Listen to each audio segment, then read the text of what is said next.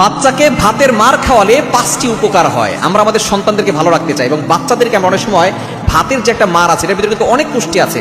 বর্তমান চিকিৎসা বিজ্ঞান বলছে ভাতের মারের ভিতরে অ্যান্টিঅক্সিডেন্ট আছে এবং এটার দ্বারা ভিটামিন ই, ভিটামিন বি এর ঘাটতি পূরণ করা সম্ভব। সুতরাং অনেক সময় দেখা যাচ্ছে বাচ্চা কোনো কিছু খেতে চায় না, বাচ্চা হ্যাগলা পাতলা হয় এবং বাচ্চার হজমের সমস্যা হয়।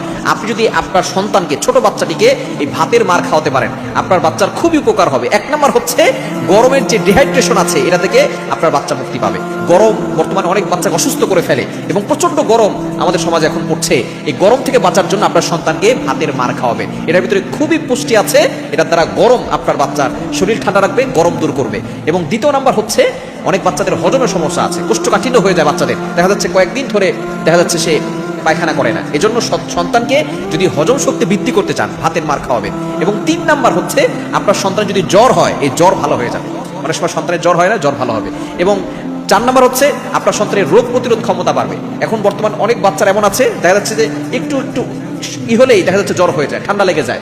আপনার বাচ্চা যাতে করে রোগ প্রতিরোধ ক্ষমতা বাড়ে এজন্য আপনার সন্তানকে, ছোট্ট বাচ্চাটিকে ভাতের মার খাওয়াবেন। এবং 5 নাম্বার হচ্ছে যদি আপনার সন্তানের ডায়রিয়া হয়, এই ভাতের মার খাওয়ালে কিন্তু ডায়রিয়া থেকে সে মুক্ত পাবে, তার জ্বর ভালো হবে, এরপরে তার সর্দি ঠান্ডা কাশি এগুলো থেকে সে বাঁচতে পারবে, হজম শক্তি বৃদ্ধি হবে এবং তার রোগ প্রতিরোধ ক্ষমতা বাড়বে। এজন্য ছোট্ট বাচ্চাটিকে আপনি ভাতের মার খাওয়াবেন এবং বড়রাও খেতে পারে, এর দ্বারা খুবই উপকার আছে। এর ভিতরে অ্যান্টিঅক্সিডেন্ট আছে, এটার মাধ্যমে বড়দের রোগ প্রতিরোধ ক্ষমতা বাড়বে।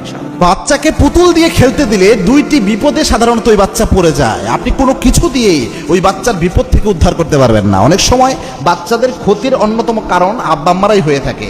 ভুল সিদ্ধান্ত, ভুল একটা আদর করতে যেয়ে এই সমস্যাটা হয়। 1 নাম্বার যেটা হয়, সে ফেরেশতাদের প্রোটেকশন থেকে মুক্ত হয়ে যায়। অর্থাৎ ফেরেশতারা যে একটা বাচ্চাকে রহমতের ফেরেশতার প্রোটেকশন দিয়ে রাখে, এটা থেকে সে মুক্ত হয়ে যায়। কেননা পুতুল যখন ঘরে থাকে ওই ঘরে রহমতের ফেরেশতা ঢুকতে পারে না। আল্লাহর হাবিবের স্পষ্ট হাদিস, যেই ঘরের মতে লা ইয়াদখুলুল মালাইকা বাইতুন ফিহি কালবু আও সূরা, যেই ঘরের মধ্যে পুতুল থাকে বা ছবির মূর্তি থাকে, কুকুর থাকে, ওই ঘরে কখনো রহমতের ফেরেশতা প্রবেশ করে না।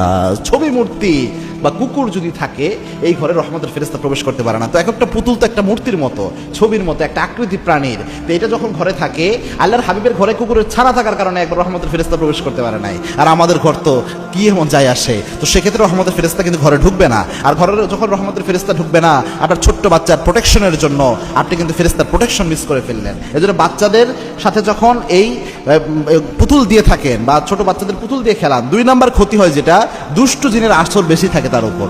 দুষ্ট জিন নজর দেয়, প্রায় সময় কান্নাকাটি করবে, শুকাইয়া যাবে, স্বাস্থ্যের অবনতি ঘটবে, এই জিনিসগুলো হয়। এজন্য ঘরের মধ্যে কখনোই পুতুল রাখবেন না।